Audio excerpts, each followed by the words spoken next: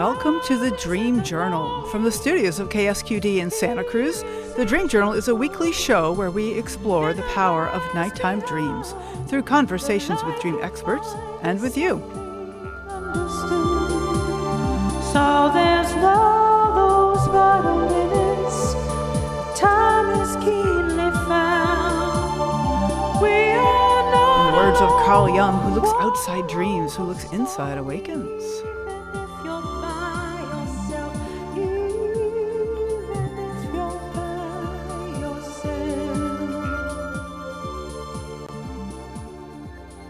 Today's music is called Lamentor.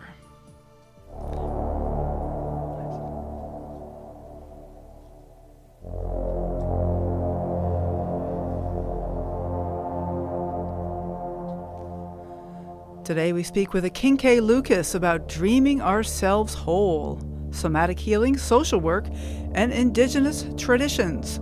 The Afro-Feminine coming alive. I am your host, Catherine Bell of Experiential Dreamwork, and welcome to the Dream Journal. The Dream Journal is also a weekly podcast. Please subscribe, rate, and review. But most importantly, tell your friends. It's an opportunity to talk about dreaming. You can find archives at Apple Podcasts, Spotify, and all those good places. Also, ksqd.org/the-dream-journal. We are also on PRX, Public Radio Exchange. You can look us up there, and you might want to contact your local community radio station about syndicating the Dream Journal. Wouldn't you love to turn on the radio in your hometown and hear the sultry sounds of the Dream Journal? Akinke Lucas is a spiritual consultant who utilizes her background in drama therapy, somatic healing, social work, and indigenous traditions to guide her in facilitating purposeful healing modalities. She is a PhD candidate in integrative therapy and healing practices at Pacifica Graduate Institute. Akinke recently completed a year of ancestral apprenticeship in Africa and Asia, where she furthered her indigenous learning and artistic work. Her website is flowingwaters.online. You can find her at Instagram at Flowing Waters LLC. So, Akinke, I understand that you're contacting us all the way from Indonesia. Welcome. Thank you. So glad to be here. Good. Well, thank you so much for braving the time change. And you're so far away. We have to make contact any way we can. So thank you for. Yes, not a problem. Excellent. So let's just start. What are you doing in Indonesia? What's that all about?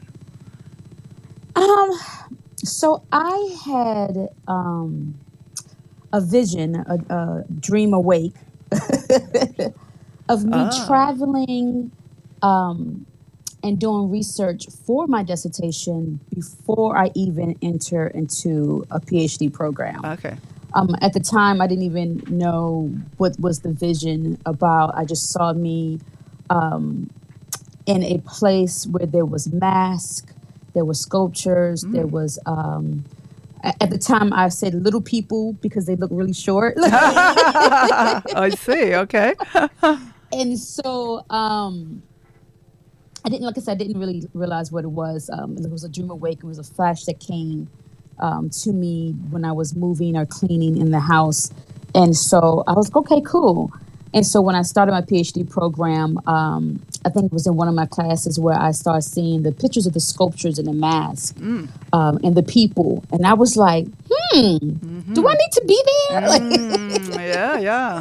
Okay. I saw that in a vision. Do I need to be there? And so I sat down with the ancestors and did a whole ritual for a few days.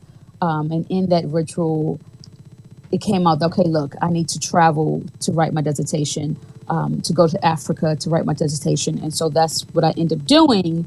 But then I came back this year, actually a month ago, to further do the research, or to put myself in the environment. Let me say that, not necessarily to further do research, but to put myself in the environment where there is traditional healing, indigenous practices that's going on a regular basis. Okay, so you talked about Africa and Indonesia, and so what do those places have in common? Like, what is it about those two places? Hindu tradition is very, very similar to African tradition. Their practices, for example, we have in African tradition, we have a deity called Eshu, who we honor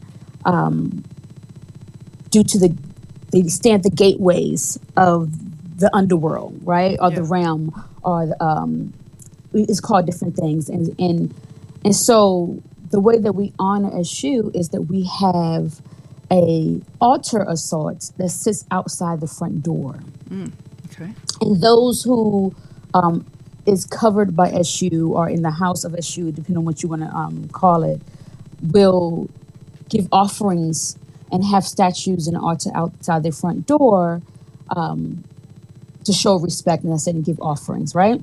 So in Hindu tradition, they don't have a name for the god, but it is the god of the underworld. And every day they give offerings outside on the ground in front of the door or in front of some sort of entryway to this deity to keep the balance of the world, and so that nothing wrong or negative energy or tricksters or anything like that can happen to them. They give offerings, which is the same thing that is done in Yoruba tradition, giving offering to Eshu, because Eshu is also known as a trickster. The tricksters, yes. Right. And trickster not meaning bad or evil or anything like that, but things happen in the world. And so Eshu does things to bring to your awareness.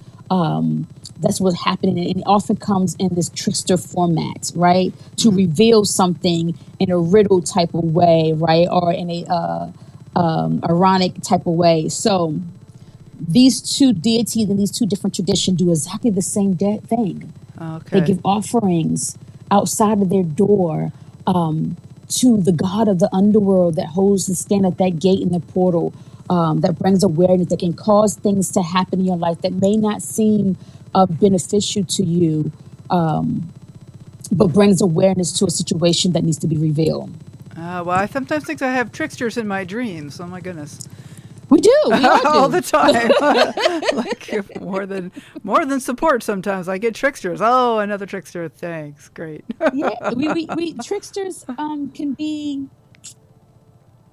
trickster can be, especially in dreaming, can be a challenging one to understand or interpret because it feels so dangerous, right? And gets us so angry or upset about what has been done to us. But the reality is about a trickster is they come into you and they making you upset so that you can see something that's going on that's not right. Because when you're not comfortable is when change happens. So they come to stir stuff up. True. Yeah. Okay. So if you get trickster in your dream, that means something needs to be stirred up. Something is going on that you can't see. All right. And so you get uncomfortable in your dreams. Right. You're like, what's going on? What is this? Why is this happening to me? And it's not nightmares. It's not nightmares. No. I had a dream where this spirit was running amok, and I was chasing it. Okay. I was chasing you were chasing it. Okay. Right. I was trying to capture it because it was running. It was terrorizing things. It was causing crashes. Trains was crashing. People was falling over. And so I'm trying to chase it to stop it from causing this damage and this chaos that was going on in my dream. And every time I get my hand on it, it would slip away. And when I say I was chasing it, one moment I was riding a motorcycle in the air, trying to get after this trickster energy or this entity. And I was like, oh my God. And the next thing I know, I was standing in the middle of a railroad track. And I'm like trying to get this entity. And so it was so much going on. I'm hiding behind bushes. I'm part of the CIA, FBI, all types of stuff, trying to capture this entity that was running amok in my dreams. And I was so mad and I was so angry. And I woke up from that dream like, what is going on? Right, yeah. Yeah.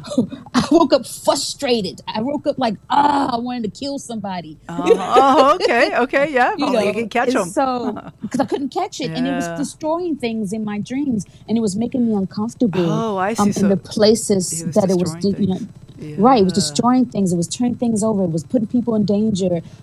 It was doing all types of stuff, and it was making me frustrated and scared. Yeah. Yeah. Scared. Hmm. But from the damage that it was causing my dream, that I woke up frustrated and worried and mad because I couldn't catch it. I couldn't stop what it was doing.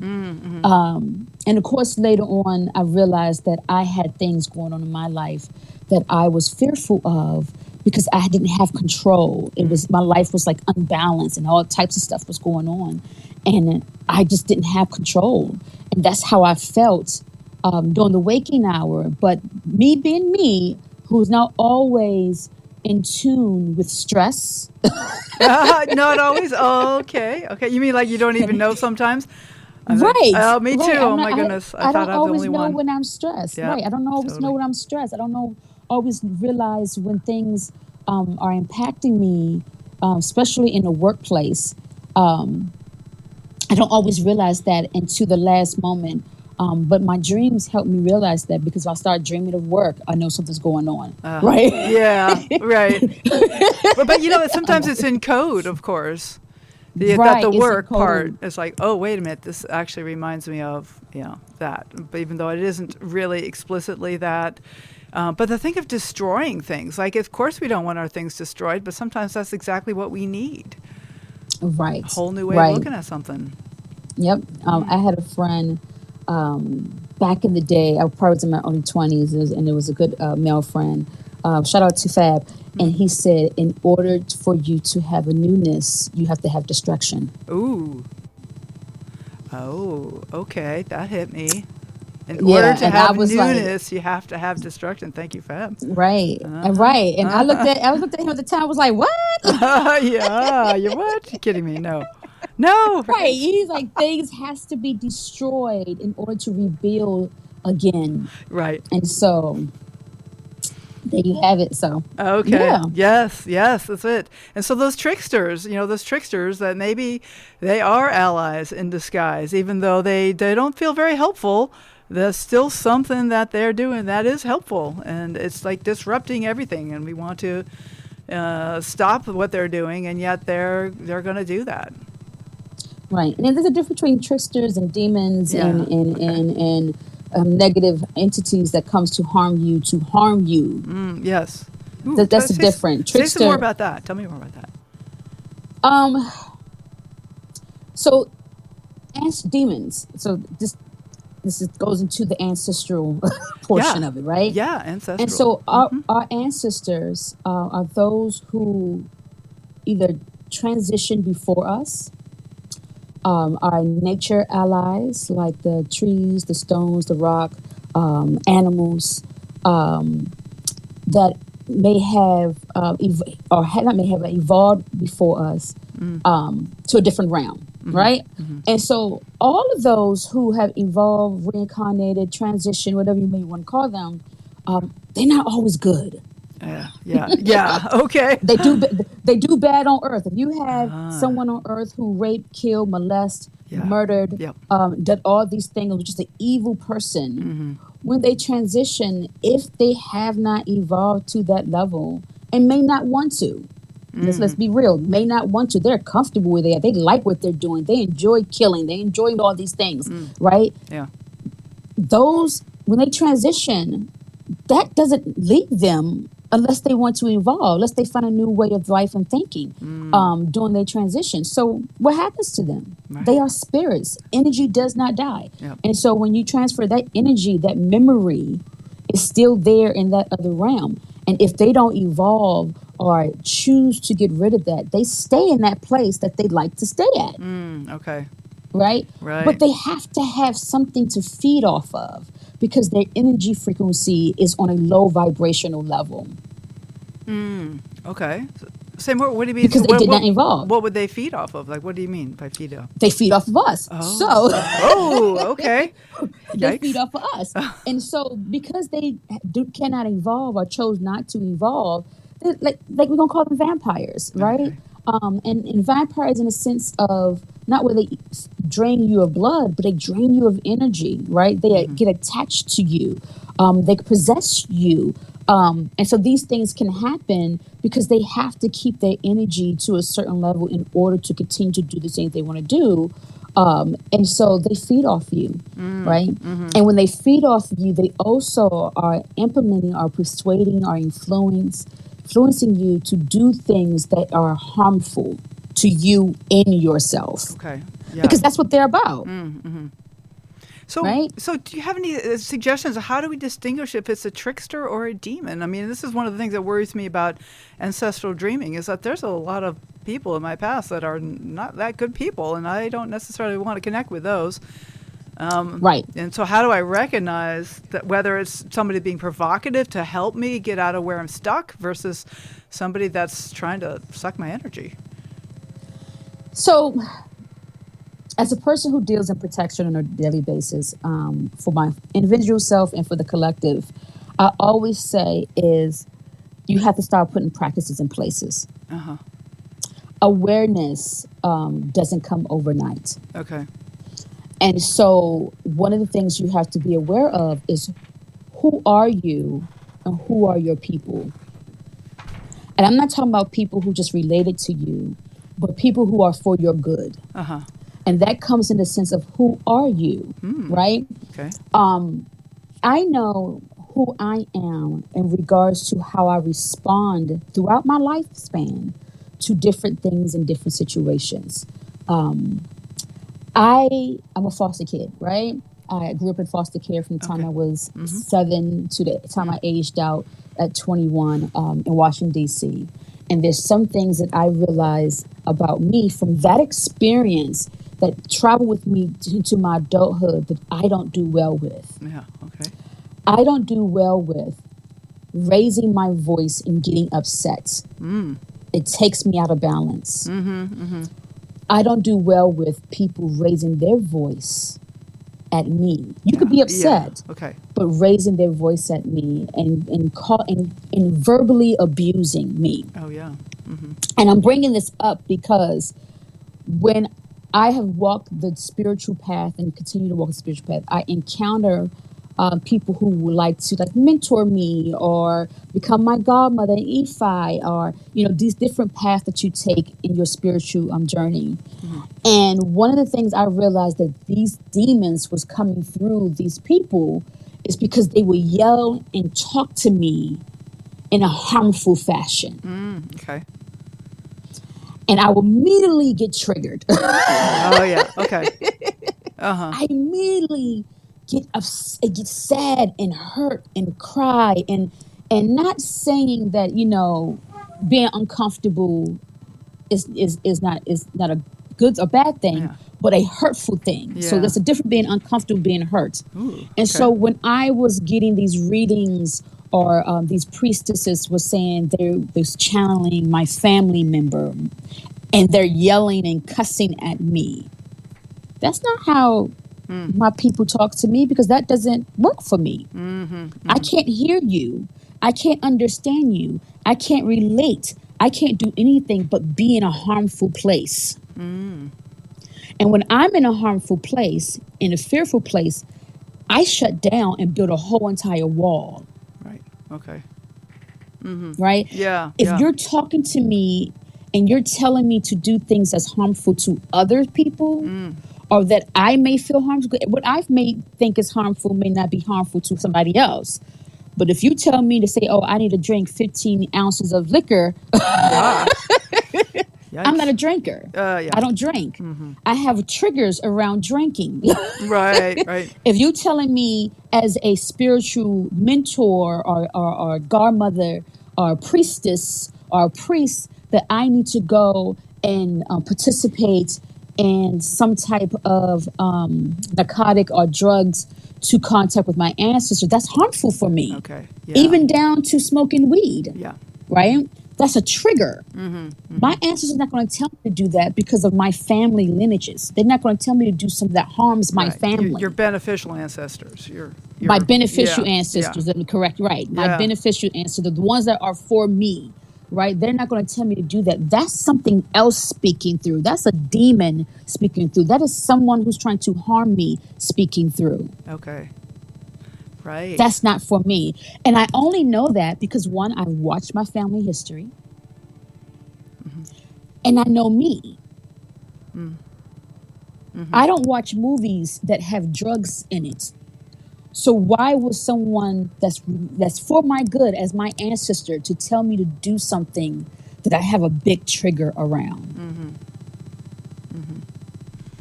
Right. Why would my ancestor talk to me in a fashion that has harmed me all my life? Yeah, but yet I can feel that. I really feel that this is like they wouldn't come to bring those things that have been so harmful, and yet destroying things. Yeah, that could be all right, right? Now, I'm not saying they're going to pacify me. Yeah. They don't pacify me. They don't hold me with a little kitten glove and sing rainbows and la-las to me. They don't do that. Okay. Oh, too bad. Dang it. I was hoping for they don't necessarily unicorns. do. No, they're not. No, they don't do that. That's not reality, right? Yeah. They talk to me with stern. They spank me and love me at the same time, right? Okay. But it's in a way that I can understand. Okay. Right? It's the way that I can receive. You know what I'm saying? For example, if they tell me to do something and I don't do it because, I'm hard-headed. Guess what happens? Bad things happen. Blockages start to occur. You know what I'm saying? And they like, hey, I told you to do something. You didn't listen? Okay, boom. These things that was going great in your life, got you. You think you slick? Got you. Yeah. Okay. And I understand that. And they would tell me that in a dream. I told you to do A, B, and C, and you didn't. You know what I'm saying? I hear that message. I get that message clearly. But they don't talk to me in a disrespectful manner where they're yelling and call me outside my name or telling me to do harmful things to myself or to others because that's not beneficial to me, right? And anytime that I hear that influence or that thought, I'm like, oh, there's something going on. There's something going on. That's not who's speaking.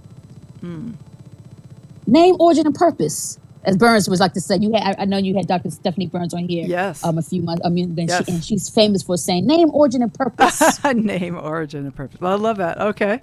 It's like, let's find out what's it all about. Right. Name, origin, purpose. Who are you? Why are you here? Yeah. And so that is one way to help, figure out if this is a demon or a trickster energy. And again, tricksters can be demons, but sometimes tricksters are not. You know what I'm saying? So it depends on how they come. It depends on what they come here to reveal, to show you. And so you have to be mindful of and aware of who you are. Which is hard because a lot of people would be 90 years old and still trying to figure out who they are. Well, yeah, for sure. That is true. But there's a foundation to all of us. There's a foundation to all of us that's been with us from the time we have, came into this world. There's a foundation to all of us. And it's that foundation that you have to be aware of. Okay. Because we're always learning and growing, so. Yeah, well, I want to bring in this concept that of the Afro-Feminine coming alive. Like, is there a way of talking about coming into our own purpose and knowing who I am and learning about my own name, origin, and purpose? Like, is this part of what this Afro-Feminine coming alive is all about?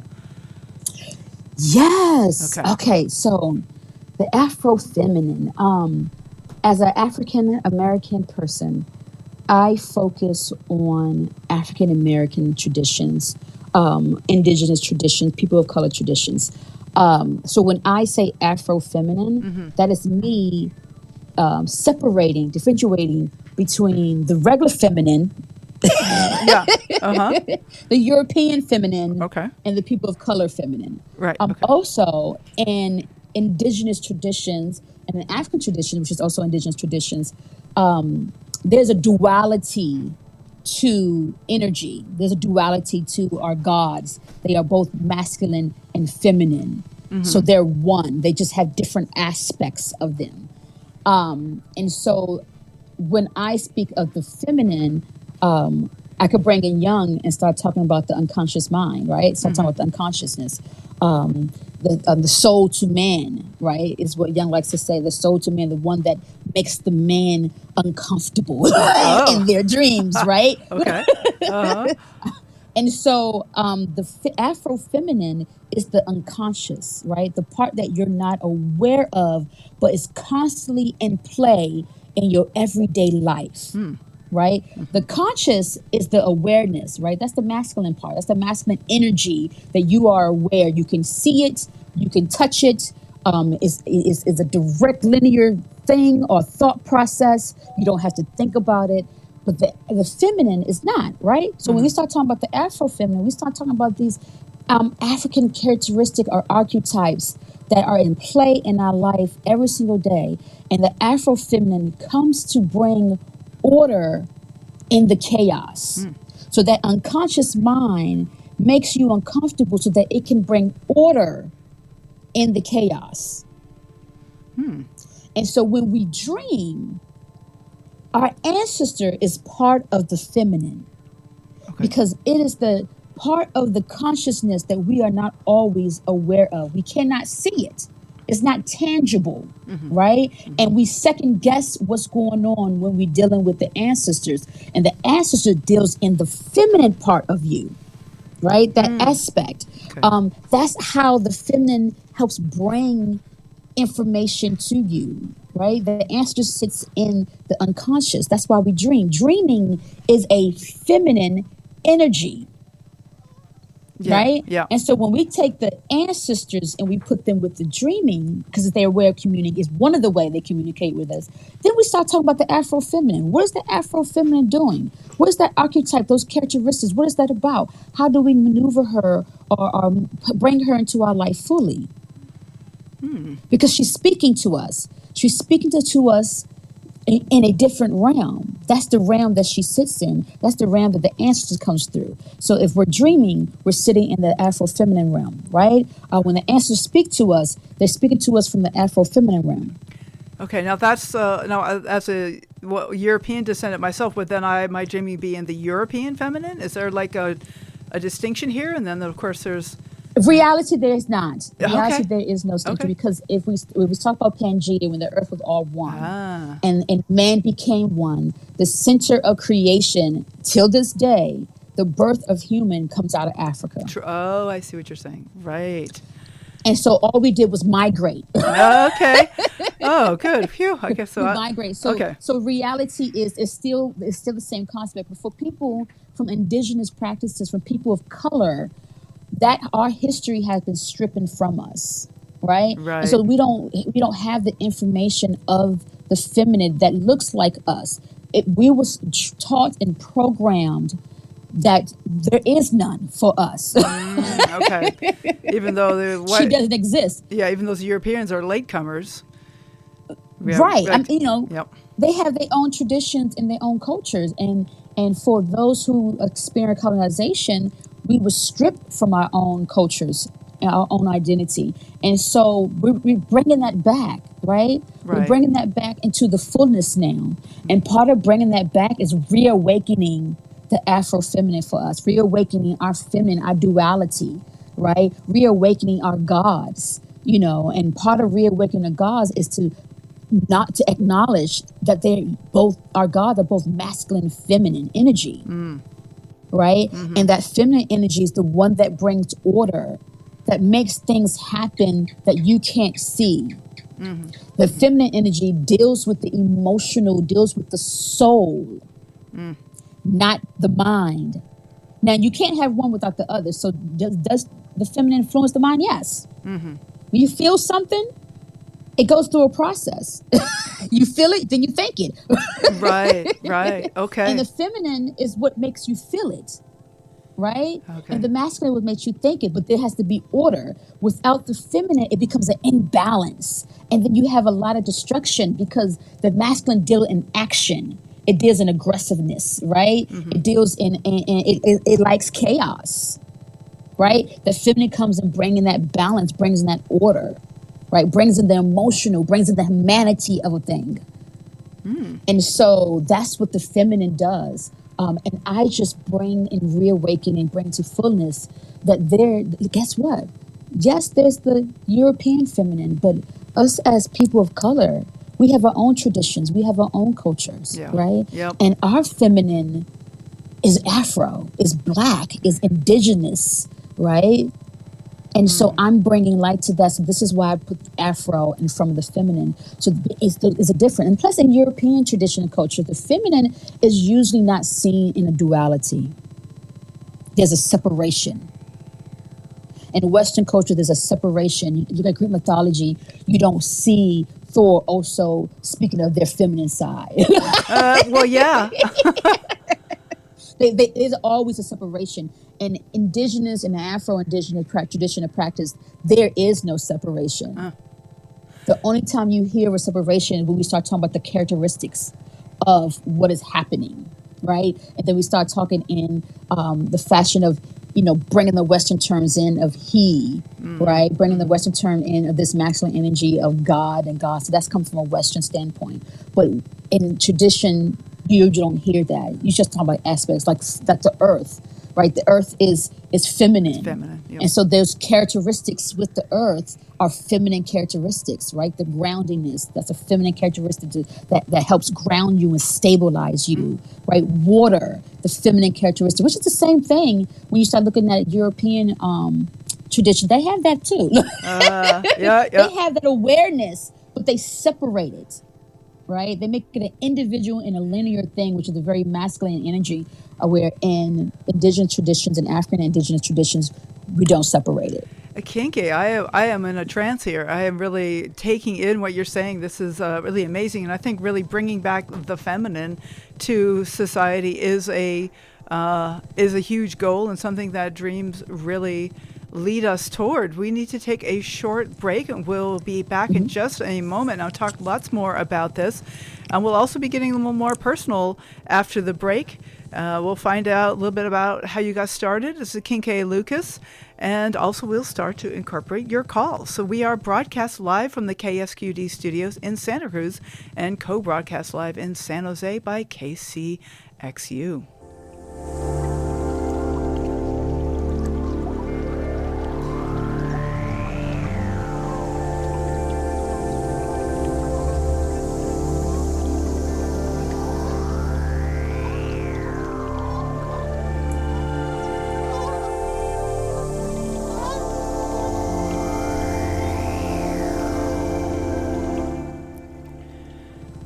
Welcome back to the Dream Journal. My name is Catherine Bell, and our guest today is Akinke Lucas. Next week, we will welcome back onto the show Susan Schwartz, PhD. We'll be talking about the imposter syndrome and the fragility of the self. We do have a caller, so let's Akinke, let's get this connected. We have Salah from Virginia. I think I hear geckos. Is that what I hear? You do. Oh, I love those. I love That's those. good audio. Yeah, that is good. Oh, fantastic. Salah, thank you so much for calling in. Hello. Hi, Catherine. Hi, Kinke. This is Sala here. Salah, thank you so much. And Hey, Salah. may I say on the air, congratulations. Yes, of course. Thank you. Congratulations. New baby. Y'all. Thank you so yes. much.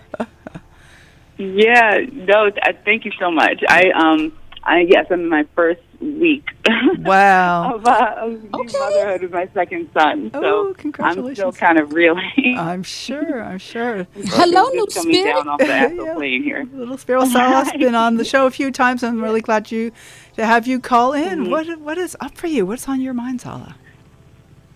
Yeah, well, first off, I just wanted to express gratitude. Akinke, it's been absolutely amazing to hear you speaking about the work with the Afro-Feminine, but also the point that you made earlier with how necessary it is in doing, just as a African American woman, just doing the work of knowing who you are, and then moving through just ancestrally, being able to understand when there's work of ancestors that comes through that isn't always beneficent. Yeah. And the importance of acknowledging that, knowing who you are so that you can make those decisions about when to engage and how to engage and what not to engage in. And I don't hear that very often, but it's so important, especially speaking as a woman of color, and taking into consideration the amount of sometimes shadow or trauma or negativity that comes through generationally. That is just information for me to know, as opposed to information for me to heal. And so, what I was hoping, I kind of have a question mixed with a statement, because I'm right now, as a new mom, a mom again, to a young son, and as a DreamWorks professional, I'm moving through just that importance of being aware of who you are, and the implications it can have for personal healing. But I'm wondering, Akinke, and now I'm thinking about the broader band of the Afro-Feminism, if you could speak to how, in doing that work of healing, personally, and doing your personal ancestral work, what the implications can be for healing family lines, for healing communities, for that broader sense of ancestral generational healing, because there is the element of you doing work for you, but what has been coming through, and it moving almost to the point of tears, especially I've just been through a lot with this latest delivery, that there is that the work that I do has implications for my sons and everything that comes after, whether or not I'm even acknowledging it, and that concept of the healing that I do not being just focused on me, but pivotal to the community and to the broader family line is very. I found that to be extremely centered in African concepts and that energy of the Afro-feminism. But I'm not sure if that's something to speak to, Akinke. Oh yeah, no, thank you so much. The birthing bed is like really a liminal space. So thank you, Salah, from really you're still in the magic zone of being so close, bringing in life. And thank you for the question. I agree. You are still in the magic zone, and so personal story. My father, Jesse Ray Barnes, has transitioned, and he transitioned a few years ago, and I wasn't aware to his transition 2 months later. He didn't have a good transition, and he wasn't fully a part of my life. I mentioned I'm a foster child, right? I have a 30-year-old son. I'm only 25, though. Let's clarify that. I have a 30-year-old son. I'm only 25. So, however, as a teen mom, as an adult, as raising a son, raising my children, in my family history, I have always been concerned about passing down stuff that's harmful, right? And that's not just to my family, but that's generation, their children. And so when my father passed away, I was struggling because I'm like, he doesn't go on my altar. Because his life was not the best. And the things that he have done towards his children was not the best. And so I was struggling with putting him on my altar, honoring him in the whole 9 yards. And I went and I had a reading from, I don't even know who the person, to be honest, I can't remember who I had a reading from, but they was like, you need to deal and work with your father. And I was fearful and I was scared because I was bringing this energy through this portal was something I didn't want to do, right? And so I didn't, because, that's what I do. I didn't do that, right? And I'm sharing this story because we must be aware of the family trauma, right? And that family trauma is something he holds on to, right? So I went to the ancestors that were good. His parents are on my altar, right? His parents came to me in my dreams when they was transitioning, and I had no connection to him at all. I was having dreams of my ancestors, my grandfather and my grandmother, for a whole year. They would just be standing on the street in my dream. I'm doing something. I could be riding a bike, and they next thing you know, they riding a bike with me, and I'm looking like, where you come from? In my dream. And I haven't seen my grandparents since I was probably 12 years old, which was the last time I had a contact with my father or anybody on my father's side. And so they were showing up in my dream, and they gave me a message to find him, right? And this is when I was young. So I did all those things. But then as an adult, when he transitioned in the relationship that we had, I didn't want to communicate with him, right? So I took it to his parents. And his parents said, he does not belong on the altar. He has not evolved yet. He is still in the middle of his journey. However, he can go under the altar. And there's work that I have to do with him so that he can transition and he can heal, and therefore I can heal, right? And so that took me on this Afro-Feminine journey, because that's what the feminine does. She heals, right? She brings the shadow up. So I have to sit with the fear and the discomfort and the memories of the things that my father had put me through, right? And then I also had to sit with learning and figuring out, who was he? What was his trauma, right? And then dealing and becoming aware of his trauma to connect the dots. Not taking it on, not taking his trauma on, right?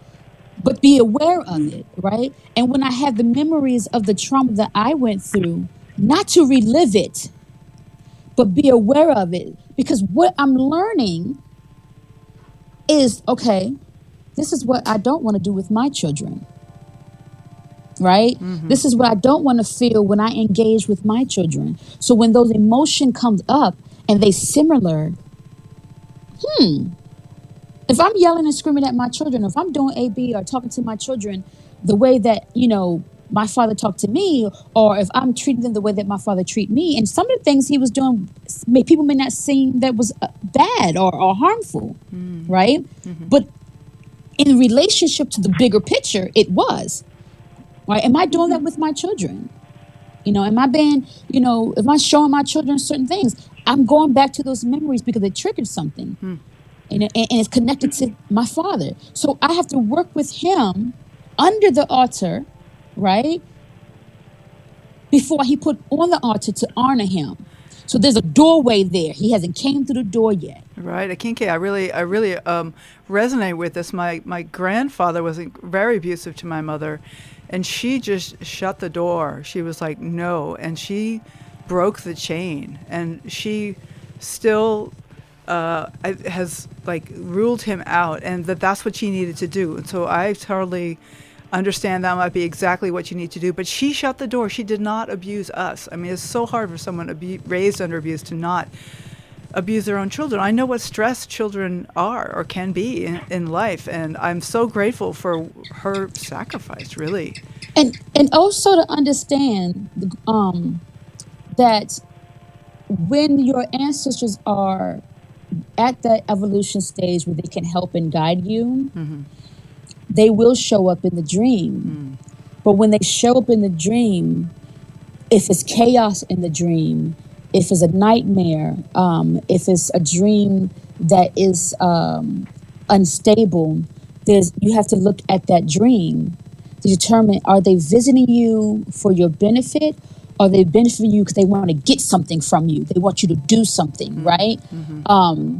And this is why you go to the other ancestors. That's why I went to my other ancestor, because he was trying to connect with me, right? He's sending messages through different people. You need to work with your father. You need this and that. And I'm have all this hesitant. And I've learned, for me, is anytime something that's not a smooth thing, a straight, oh, let me move this way. If there's a hesitant, if there's a blockage, if there's difficulties around it, if there's a doubt, I need to question it. So I need to sit down with my underground gang, which is my ancestors, and figure some things out. And so they still will pop up in your dream when they want to get something from you, right? When they need you to do something for them that's not for your good, but it's all for their own good, their own selfish means, right? And so if they're showing up like that through your dream, whether it's a waking dream or a dream where you are fully in 3D realm, and it's chaos around that, right? And there's frustration around that, or in the dream, right? And you would have a sense of that because there's different feelings with different dreams. Then you need to take it down to your ancestors that are for your good and start working on that, right? To figure out, hey, why are they showing up this way? Salah. And you may have to shut the door Yeah. before you engage with them. Salah. Say, hey, you can't come back here no more. So how does that resonate with you, Salah? How was I really? Oh, it's sending shivers. It's absolutely sending shivers, and it's I as Akinke was speaking, I had an ancestor that showed up by chasing me in dreams that I didn't get from him that he was there. I mean, I got that he was an ancestor, but he wasn't there to help. That it was definitely that he was there to take, and it was went from this space of trying to really focus on repelling to one where first and foremost I had to understand that the most he could do really is give me information about like you say, like who I am, and then I make the choice of whether or not to engage and whether or not to be a part of that. And thank you so much, Akinke, for sharing that story as well about your father. And just there are it's just so powerful because I'm thinking about I grew up in inner city Baltimore, and I grew up in my own family and in friends' families. There were a lot of broken families, and for one reason or another, there were just some people, especially those who transitioned, that the work you do may or may not be able to help where they are, or what they might not have resolved. Similarly, I was this is something else you said, and it was alcohol actually, because I didn't have my first drink until I was 22. I waited until I had my first drink, but as I went deeper into doing spiritual work and paying attention, to what was coming through in dream space, the message became very clear that alcohol itself isn't necessarily bad, but it's not for you. If what you want is to heal, if what you want is, and it's to move on. I myself, I have never had, a problem with addiction, but the way that it has, what's the word for it? Counteracted a lot of spiritual healing and a lot of spiritual gifts that might have manifested were not for, the road that substance abuse kind of manifested. It was, for you in particular, you stay away from this. If you want to do this work, not a drop for you from this point onward into, your matriarchal energetic. This is a deal breaker. You particularly don't touch it. It doesn't mean that other people around you can't touch it, but for you in particular, consider it beyond kryptonite to what it is you're trying to accept in terms of ancestral gifts. Very specific message. Yes.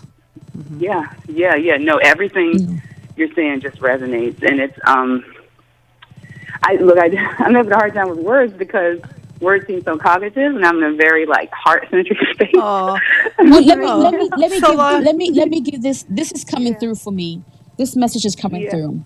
When we're dealing with our ancestors and we're dealing with birth, right?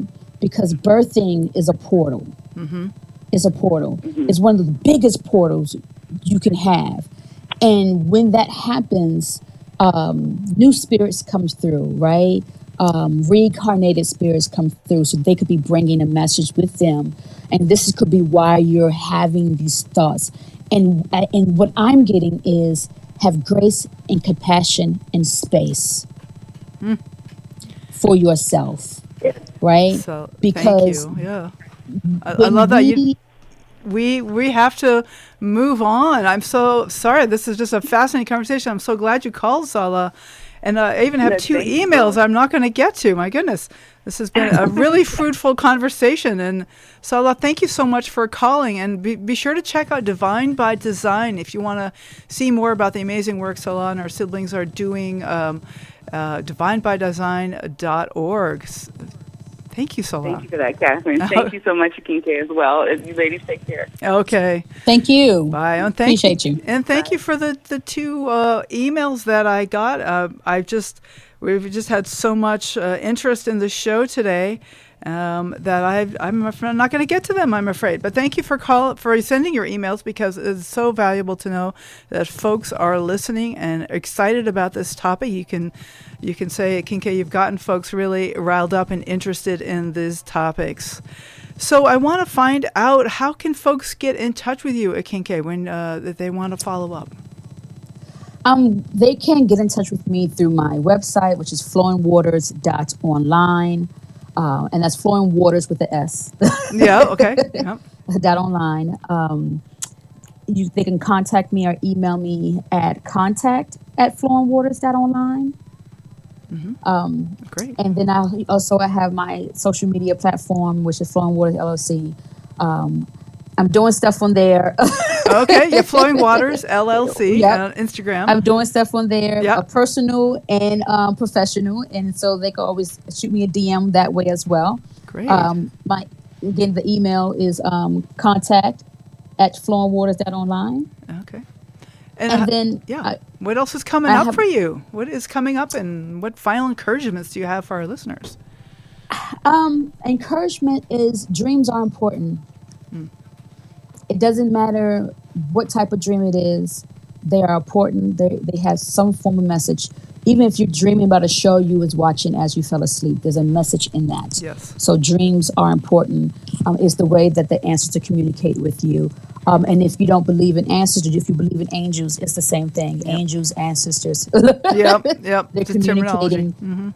Right. And it's in the feminine realm, and you want to tap into that in order for you to heal. Fantastic. This is a wonderful conversation. Akinke Lucas, it's such a pleasure. Looking forward to speaking more with you at some other time. Maybe when you're in a thank you for time having me on your zone. show. A little closer Yeah. here. So it's not the middle I of the night. enjoyed your show. Thank you Great. so much. It was a blessing. It was. Thank And you. I look forward to listening to your show more and more. Excellent. Thank you so much, Akinke. Take care. You too. All right. Well, thank you for listening. The Dream Journal is produced at the studios of KSQD in Santa Cruz. We are live every Saturday at 10 a.m. Pacific. You can listen at ksqd.org. The podcast is released on the Monday after the show. It keeps us growing when you subscribe, rate, and review. I am Catherine Bell. You can find out about my dream coaching practice at experientialdreamwork.com. You can email me at catherine@ksqd.org. That's KATHERINE@ksqd.org. Follow Experiential Dreamwork and hashtag The Dream Journal on Facebook and Instagram to find out about upcoming shows. I'd like to thank Rick Kleffel, engineer and music creator, Tony Rustamano for the phones. The intro music is Water Over Stones, and this outro music you're listening to is called Everything. They're both by Mood Science. Tomorrow morning when you wake up, take a minute to write down your dream and bring it to the next Dream Journal.